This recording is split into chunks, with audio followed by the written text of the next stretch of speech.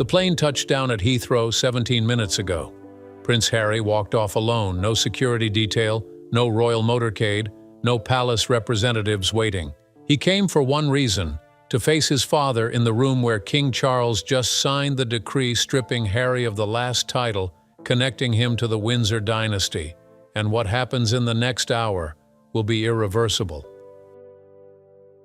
The decree, December 9th, 2024, 5:43 in the morning. King Charles sat in his private study at Clarence House with a fountain pen his mother had given him and a document that would permanently sever his youngest son from the royal family. The letters patent removing Harry's Duke of Sussex title and all associated privileges had been prepared over 3 weeks by the Lord Chancellor's office, reviewed by constitutional experts, and approved by the Privy Council in an emergency session 48 hours earlier. All that remained was Charles's signature, making it legally binding. The pen hovered over the signature line for nearly 30 seconds. This wasn't anger driving Charles's hand. It was something colder and more permanent: institutional necessity. Harry had forced this outcome through a series of decisions that individually might have been forgivable, but collectively had made him a liability the monarchy could no longer accommodate. And the final straw,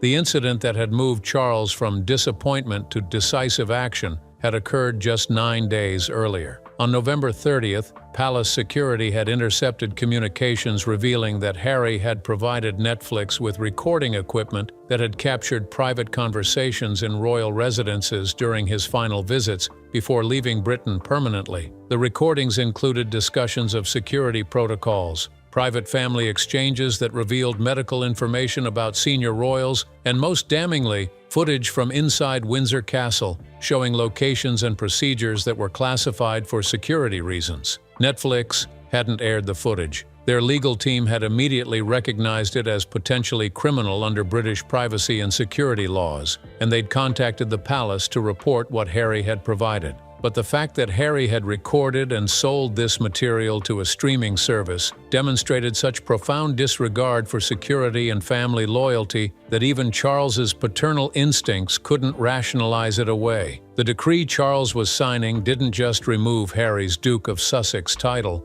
it stripped his Counselor of State position, the constitutional role that allowed him to represent the monarch if Charles was unavailable. It removed his place in line to access Duchy of Cornwall funds that were traditionally available to senior royals. It terminated his right to use His Royal Highness styling in any context, even privately. And, most significantly, it triggered clauses in Queen Elizabeth's carefully structured trust arrangements that would bar Harry from accessing approximately £38 million that had been designated for him. Charles signed the document at 5:47. The Lord Chancellor, present as witness, countersigned immediately. And with those two signatures, Prince Harry became simply Mr. Harry Mountbatten Windsor, a private citizen with no official connection to the crown beyond his position in the succession line, which couldn't be removed without parliamentary legislation, but which meant nothing without the titles and access to resources that had just been terminated. The decree included one final element that demonstrated how thoroughly Charles had thought through Harry's removal: a permanent injunction barring Harry from using his biological relationship to the king for any commercial purpose, from endorsements to tell-all books to interviews. Any violation would trigger immediate legal action and potential criminal charges for breach of privacy and security laws. Charles was effectively gagging his son, ensuring that even if Harry wanted to continue profiting from royal revelations, the legal consequences would be catastrophic. The document was sealed and delivered immediately to media organizations with instructions that it would be released at exactly 9 o'clock that morning. That timing was deliberate. Charles had sent word to Harry through lawyers that if Harry wanted to discuss the matter before it became public, he needed to be at Clarence House by 8:30. The message had been clear. This wasn't negotiable, but Charles would give Harry the courtesy of hearing the decision in person before the world learned about it. Harry's flight from Los Angeles had landed at 6:14, and palace sources confirmed he was en route to Clarence House. Whether he came to argue or to plead or simply to hear his father explain the decision, Charles didn't know. But in 73 minutes, the decree would be public. And Harry's life as he'd known it would be permanently over. The Netflix consequence. The Netflix incident had begun with what Harry later claimed was an attempt to document his own experiences for his memoir and potential documentary projects. In late 2023, during what would be his final visits to Britain for family events, Harry had brought recording equipment, small cameras, and microphones that could be concealed in ordinary objects. He'd claimed he was simply capturing his personal perspective on royal events, creating content he owned, rather than being subject to palace-controlled narratives. But what Harry had actually recorded went far beyond his personal experiences. The equipment had captured conversations between William and Catherine about security protocols for their children. It had recorded discussions between Charles and his private secretary about government briefings that were constitutionally required to remain confidential. It had filmed interior layouts of Windsor Castle, including security camera positions and alarm systems, and it had captured multiple private medical discussions about King Charles's health that were absolutely not Harry's information to record or sell. Harry had compiled this material and had shopped it to Netflix as supplementary content for potential docuseries beyond what had been produced in his initial contract. Netflix executives, initially interested in the exclusive footage, had become alarmed when their legal team reviewed what Harry was offering. The recordings weren't just ethically questionable, they were potentially criminal violations of British privacy laws, Official Secrets Act provisions, and security regulations that protected royal properties. On November 27th, Netflix's chief legal officer had contacted Buckingham Palace to report what Harry had provided and to make clear that Netflix would not be using any of the material. The palace had requested copies of everything Harry had submitted, and what they'd received had shocked even security officials who'd seen decades of royal scandals and breaches. One particularly egregious recording captured a conversation between Charles and William about Harry himself, discussing their concerns about his judgment and whether he posed security risks to the family. The conversation had taken place in Charles's private study at Clarence House during Harry's visit for the King's 75th birthday celebration in November of 2023. Harry had apparently hidden recording equipment in the room before the conversation, retrieved it afterward, and then sold footage of his father and brother privately expressing worry about him to a streaming service for commercial exploitation. The security implications were even worse. Harry's recordings showed the sequence of security checks required to enter certain areas of Windsor Castle, revealed which rooms had enhanced protection and which didn't, and documented the types of technology used in royal security systems. If this information had been aired publicly or had somehow leaked to hostile actors, it would have required complete overhaul of royal security at a cost of millions of pounds and would have potentially put the entire family at physical risk. Dame Margaret Blackwell, the constitutional expert advising Charles, had been unequivocal in her assessment. "Your Majesty, this is not a family disagreement. This is a security breach and betrayal of trust that would result in criminal prosecution for any other individual. The fact that Prince Harry is your son does not and cannot protect him from consequences when he's actively endangered the monarchy's security and violated multiple laws in pursuit of commercial gain. You must treat this as you would treat any security breach, with immediate removal of all access and privileges." Charles had initially resisted, hoping there might be some explanation that made Harry's actions less damaging than they appeared. But after reviewing the full extent of what Harry had recorded and sold, after consulting with security officials about the risks created, and after reading transcripts of the private family conversations Harry had violated, Charles had reached the conclusion that his son was no longer trustworthy enough to hold any official position or access to royal resources.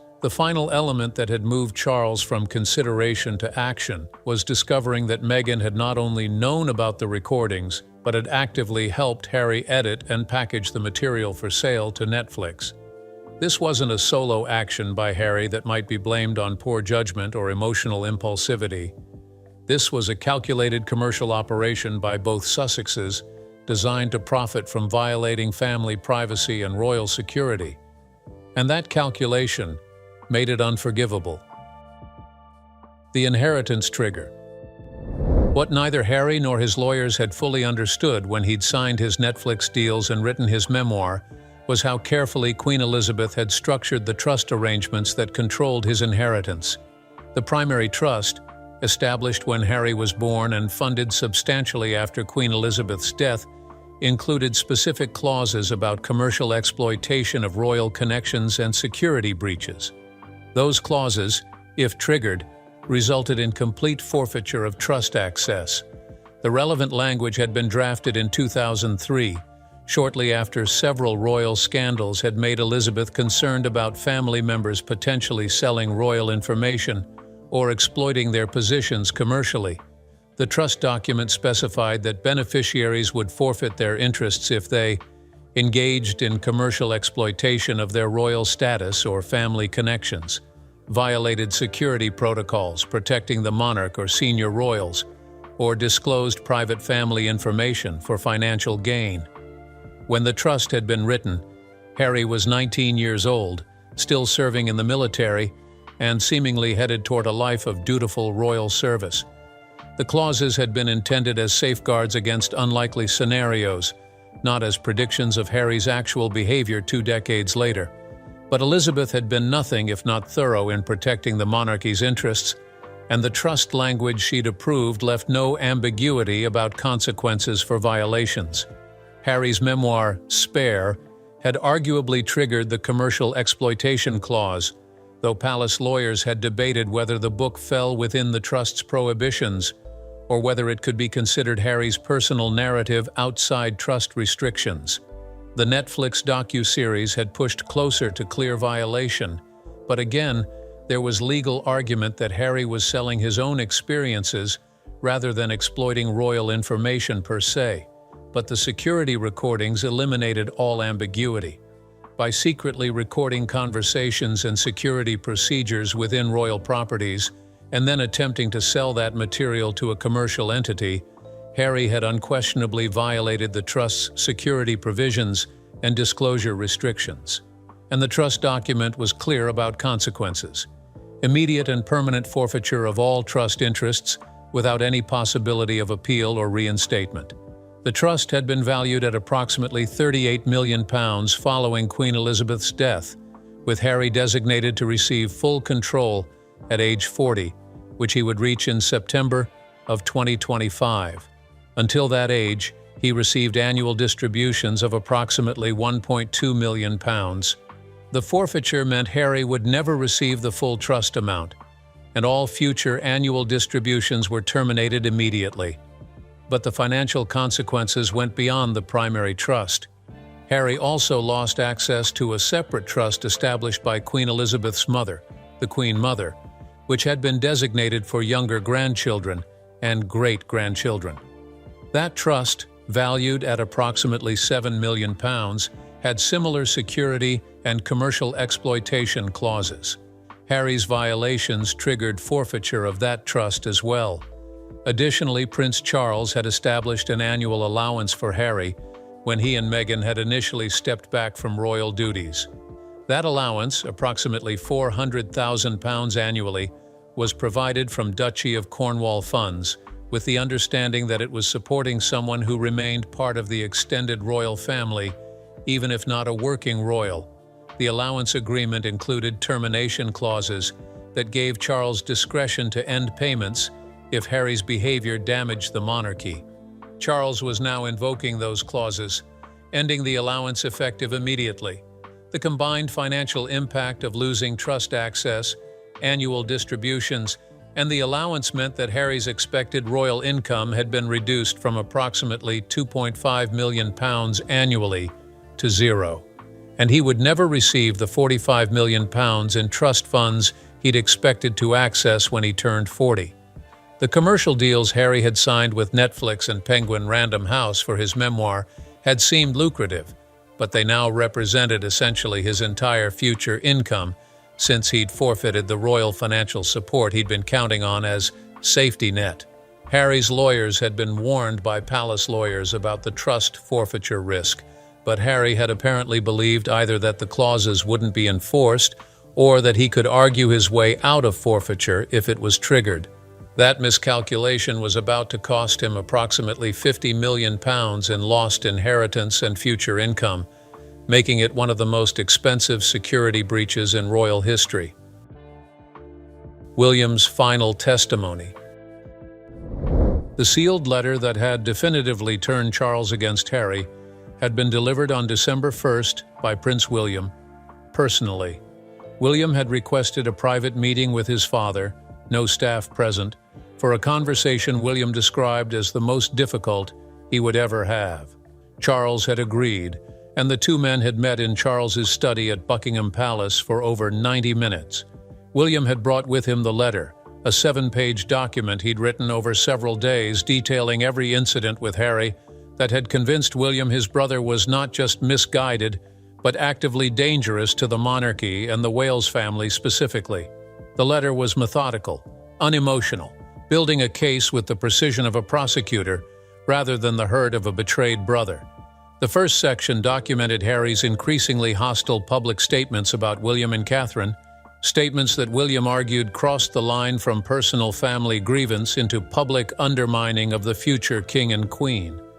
William noted specific quotes from Harry's memoir and interviews where Harry had questioned William's judgment, had suggested William was trapped by the institution, and had portrayed William's marriage and family life as performative rather than genuine. But what troubled William most wasn't the public criticism. It was what Harry had said privately, statements recorded in the Netflix footage that Netflix had turned over to the palace. In one conversation Harry had recorded with a friend, he'd described William as the palace's perfect puppet, and had suggested that William's children were being raised as trained performers rather than human beings. In another recording, Harry had mocked Catherine's early childhood development work, suggesting it was PR bullshit designed to make her look caring when she's actually as cold as the rest of them.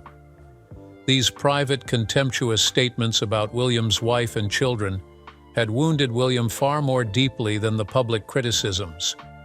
They revealed that Harry's anger wasn't tactical positioning for his memoir and documentaries. It was genuine hatred for the family members who'd once been closest to him, and that hatred made Harry unpredictable and potentially willing to escalate his attacks in ways that could genuinely damage William's future reign. The second section of William's letter dealt with the Adelaide Cottage incident that almost no one outside the immediate family knew about. In March of 2024, Harry had shown up unannounced at Adelaide Cottage, William and Catherine's home at Windsor, demanding to see William and to be allowed to spend time with George, Charlotte, and Louis. Catherine had been there with the children while William was on an official visit to Scotland. According to William's letter, based on Catherine's detailed account, Harry had been agitated, aggressive, demanding that Catherine allow him access to the children without security present so they could have genuine family time without palace interference. When Catherine had refused, explaining that William wasn't there and that unannounced visits weren't appropriate, Harry had become verbally abusive, accusing Catherine of poisoning William against him and of deliberately keeping Harry away from his niece and nephews. The incident had been frightening enough that Catherine had activated the security alarm, bringing armed protection officers who'd escorted Harry off the property. William had been notified immediately and had made clear to palace security that Harry was no longer to be allowed access to any properties where William's children were present without William's explicit advance approval. But the incident had never been reported publicly, and the palace had suppressed it to avoid the media firestorm that would have resulted. William's letter argued that the Adelaide Cottage incident demonstrated Harry was not just publicly hostile, but potentially physically threatening, and that his unpredictability made him a security risk that couldn't be managed through normal family channels. William noted that if Harry were anyone other than Charles's son, his behavior at Adelaide Cottage would have resulted in criminal charges for harassment and potential threat assessment by protection services. The third section was the most devastating. William revealed that he'd had Harry investigated privately by a security firm unconnected to the palace, wanting to understand who Harry was spending time with in California and whether any of those relationships posed additional risks to the royal family. The investigation had uncovered that several of Harry's close associates in Los Angeles had connections to media figures who'd been aggressively critical of the monarchy, and that at least 2 had previously approached tabloids offering to broker access to Harry for paid interviews.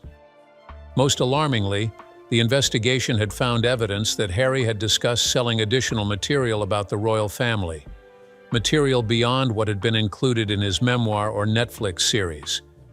Harry had apparently been in preliminary talks with multiple publishers about a second book, described in pitch materials as completing the story the palace tried to suppress, which would include more private family revelations and would directly attack William's suitability to be king. William's letter concluded with a direct request that made its impact clear. "Father, Harry is no longer the brother I grew up with.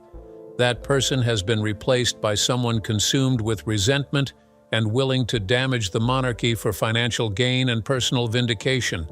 I am asking you, as your heir and as the father of your grandchildren, to remove Harry from any official position and to cut off his access to royal resources. Not out of cruelty, but out of necessity. Because as long as Harry maintains any connection to the crown, he will use that connection as a weapon against all of us. And I cannot protect my children from their uncle, while you continue enabling him with titles and money and the appearance of royal legitimacy." Charles had read William's letter twice, then had locked it in his private safe alongside the Netflix security breach documentation. 2 days later, he'd authorized the letter's patent stripping Harry's titles and had signed the trust forfeiture documents. William's testimony had been the final element needed to overcome Charles's paternal reluctance and to make the institutional necessity of Harry's removal overwhelming. The ultimatum meeting. Harry arrived at Clarence House at 8:17, 13 minutes earlier than the deadline Charles had set. He looked exhausted, clearly hadn't slept on the overnight flight from Los Angeles, and was dressed in jeans and a casual jacket rather than the formal attire that would have been appropriate for meeting the king under any other circumstances. The casual dress was itself a statement. Harry was coming as a private citizen demanding answers, not as a prince seeking reconciliation. Charles received him in the same study where he'd signed the decree 3 hours earlier. The document itself was no longer present, already delivered to the Lord Chancellor's office for processing and distribution to media. But Charles had a copy in front of him as Harry entered, wanting Harry to see exactly what had been decided before they discussed whether any elements might be negotiated. The meeting began with silence. Harry sat across from his father, and for nearly 30 seconds neither man spoke. Finally, Charles said simply, "You've made this inevitable, Harry. Everything that's about to become public, every consequence you're about to face, is the direct result of choices you've made despite repeated warnings." Harry's response was immediate and angry. "Warnings? You mean threats? You and William have been threatening me since Meghan and I left, trying to control us, trying to punish us for refusing to play your games. This isn't about what I've done. This is about you protecting the precious institution that matters more than your own son." Charles slid the copy of the decree across the desk. Harry read it, his face shifting from anger to shock to something approaching panic as he absorbed the full scope of what was being taken from him. The title removal, the Counselor of State termination, the trust forfeiture, the financial cutoffs, the commercial gag order. It was comprehensive and devastating. "You can't do this," Harry said, his voice losing its angry edge and taking on desperation. "The trust is mine. Grandmother intended that money for me. You can't just take it away because you're angry about the book and the documentary." Charles's response was cold and precise. "The trust includes specific clauses about security breaches and commercial exploitation. You triggered those clauses when you secretly recorded conversations in royal properties and sold that material to Netflix. This isn't punishment, Harry. This is enforcement of provisions your grandmother put in place specifically for situations like this.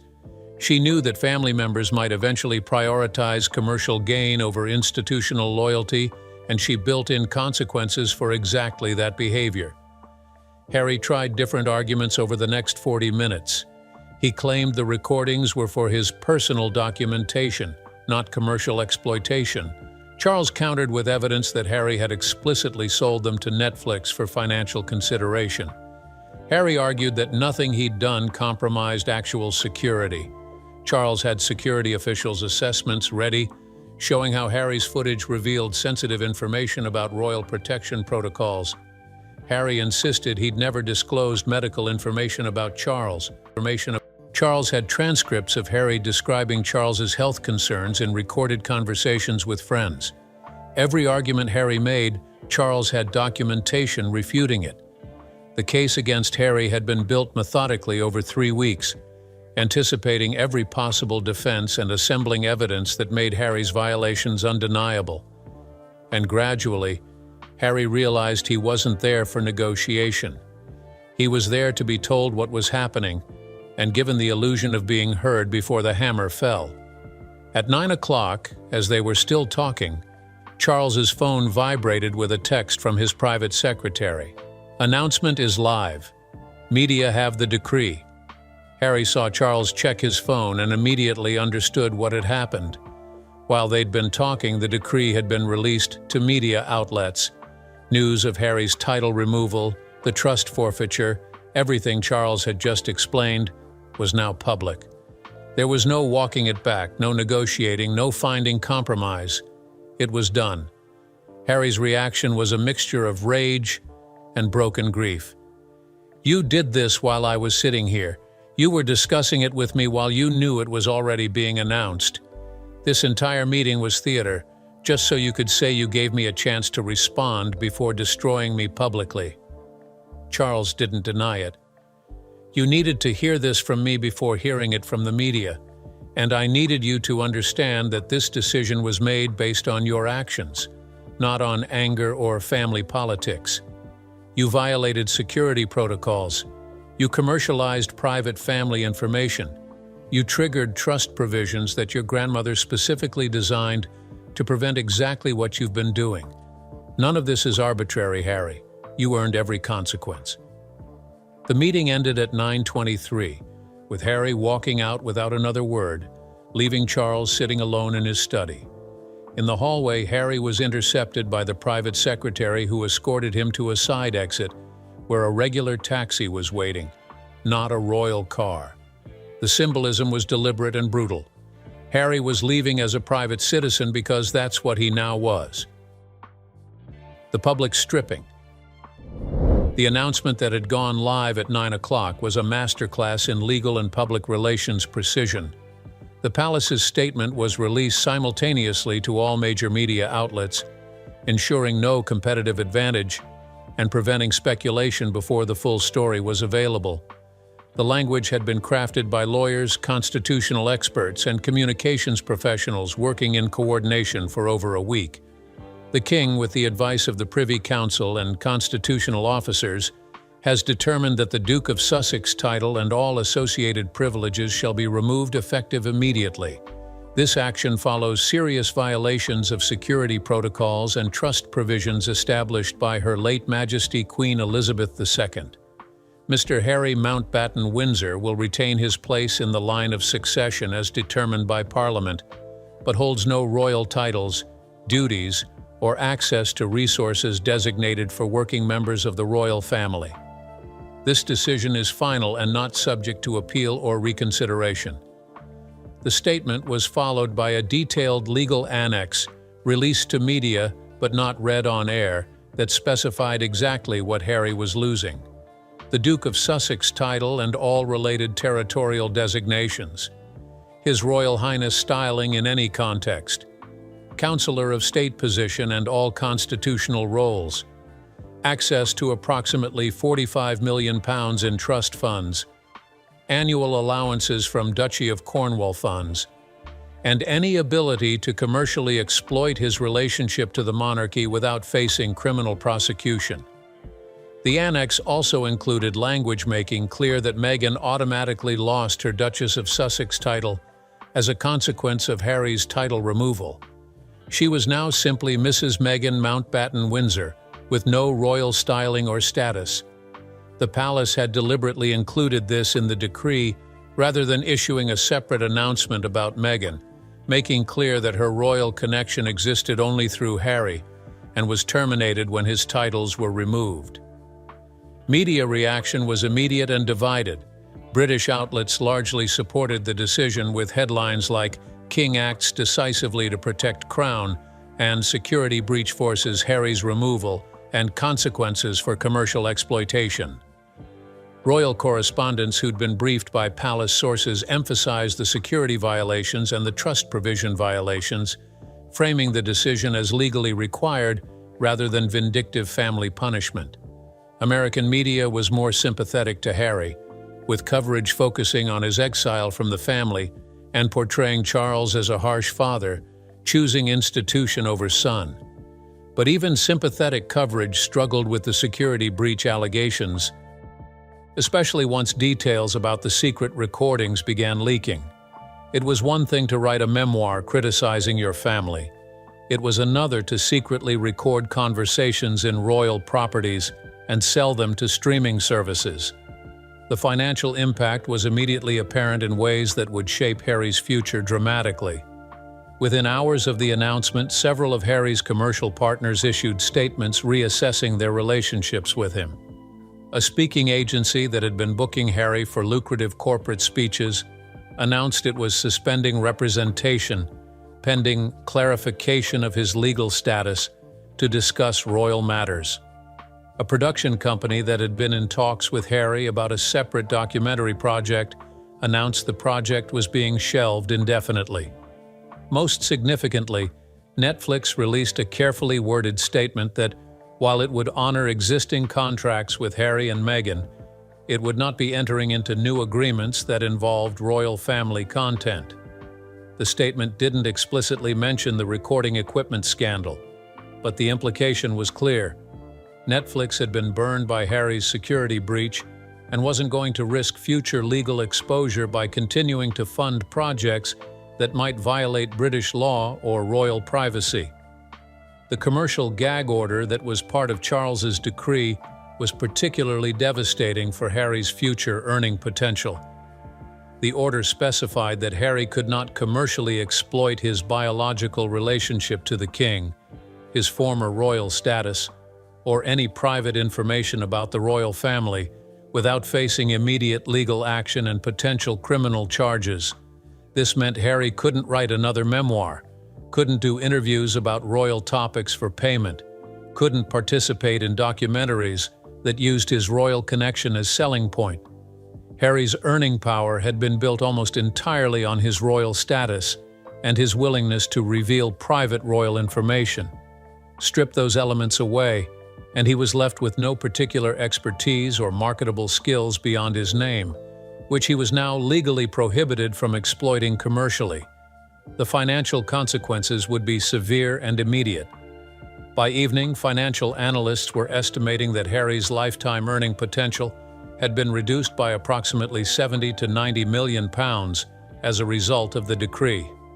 Lost trust funds, terminated allowances, inability to sign lucrative royal tell-all deals, and reduced commercial appeal all combined to transform Harry's financial situation from comfortable to potentially precarious. He and Meghan would need to find new income sources that didn't depend on royal revelations or royal status, and those sources would pay a fraction of what they'd been earning from Netflix and book deals. But the most profound impact wasn't financial. It was the permanence of exile. The decree's language made clear this wasn't temporary cooling-off period or warning shot. This was permanent removal from the royal family in every meaningful sense except Harry's biological connection and his position in succession, which only Parliament could alter. Harry would never again attend royal events, never again appear on the balcony at Buckingham Palace, never again be part of the family he'd been born into. He'd gambled that he could commercialize his royal status while maintaining enough connection to be welcomed back if he wanted. He'd lost that gamble completely, and the exile, once made public and official through the king's decree, was irreversible. There was no path back from this. Harry had finally gone too far, and the monarchy had cut him off completely. The plane that brought Harry home took him to an empty royal exit with no ceremony and no welcome. In 63 minutes, he heard his father explain why everything was being taken away and watched in real time as the announcement went public. Mr. Harry Mountbatten Windsor walked out of Clarence House with no title, no money, no royal future, and no way back. He chose commercial exploitation over family loyalty. The crown chose survival over sentiment, and the exile is permanent.